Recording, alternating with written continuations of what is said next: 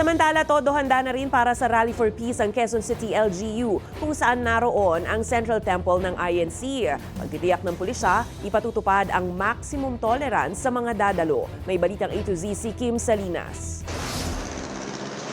Karaniwan ng mabigat ang daloy ng trapiko dito sa Commonwealth Avenue lalo na tuwing rush hour.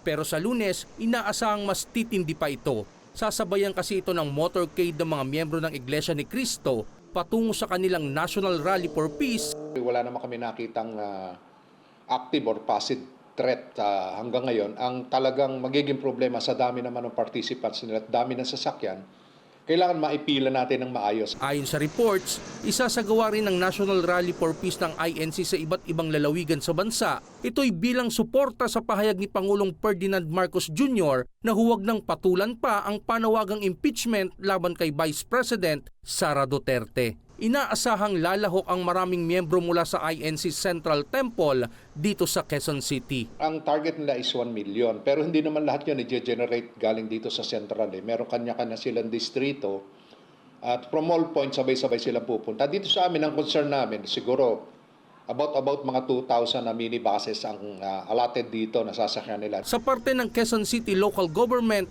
nakahanda na ang kanilang 500 tauhan para sa public order and safety at traffic management. Nakatutok naman ng Quezon City Police District sa command center para sa monitoring.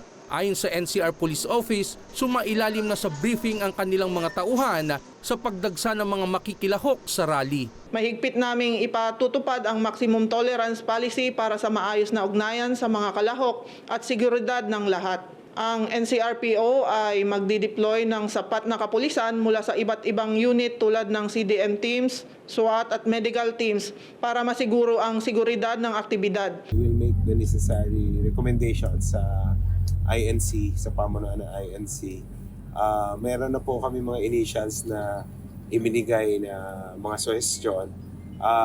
Tuloy-tuloy naman po yung meeting. Nataon din ang heightened alert status ng PNP dahil sa pagsisimula ng official election period sa linggo, January 12.